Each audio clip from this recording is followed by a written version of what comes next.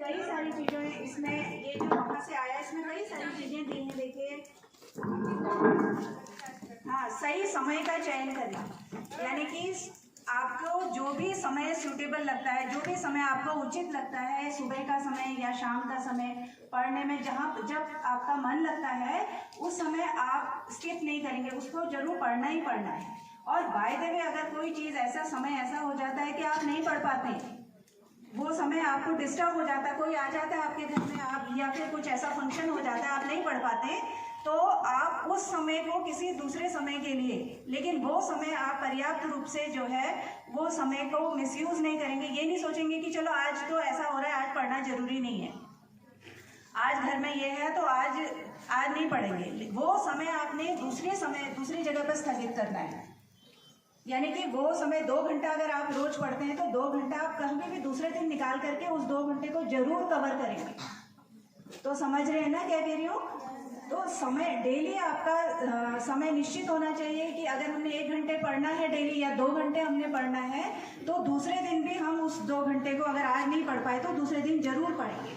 और अपना एक समय निश्चित कर लें, सुबह या शाम उस दिन पढ़ना है तो पढ़ना ही है पढ़ाई के प्रति, क्योंकि आपका भविष्य बच्चों, मैं मानती हूँ कि ये जो कल्चरल एक्टिविटीज़ है ये भी बहुत ज़रूरी है हमारे सर्वांगीण विकास के लिए, ये बहुत ज़रूरी है, हमारे स्वास्थ्य के लिए ज़रूरी है, हमारे मेंटल फिजिकल दोनों के लिए बहुत ज़रूरी है। लेकिन इसके साथ साथ जो है पढ़ाई भी बहुत ज़रूरी है, क्योंकि अगर आप पढ़ेंगे नहीं तो ये सारी चीज़ें कोई फ़ायदा नहीं होगा। ये चीज़ें जो हम कर रहे हैं वो भी तभी आप समझ पाएंगे जब आप पढ़ेंगे। तो पढ़ाई, अल्टीमेटली पढ़ाई जो है ये सबसे पहले ज़रूरी है। आपने अपना भविष्य बनाना है, इसको ध्यान रखेंगे। लास्ट को ध्यान में रखो, आपकी जब आपका रिजल्ट मिलता है उस समय जो फीलिंग आती है उसको ध्यान में रखो कि कैसा होता है।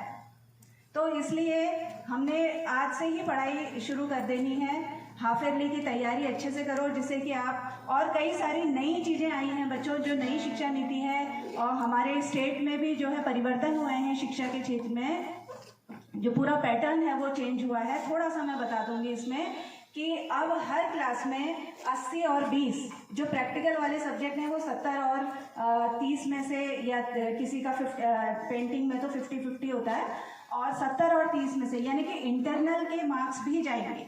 अब हर बोर्ड वाले भी इंटरनल के मार्क्स, 20 मार्क्स बोर्ड वाले इंटरनल के जाएंगे। इसलिए आपको उपस्थित होना ही बहुत ज़रूरी है। अगर आप स्कूल में नहीं आएंगे तो आपके टीचर के दिमाग में ये रहेगा कि ये बच्चा तो उपस्थित ही नहीं होता है, इसको हम मार्क्स क्यों दें। तो इंटरनल के 20 मार्क्स आपके सीधे कट हो जाएंगे बच्चों। इसलिए स्कूल आना बहुत ज़रूरी है, तभी आपको 20 नंबर जो इंटरनल के हैं या 30 नंबर जो भी हैं आपके, वो तभी मिल पाएंगे।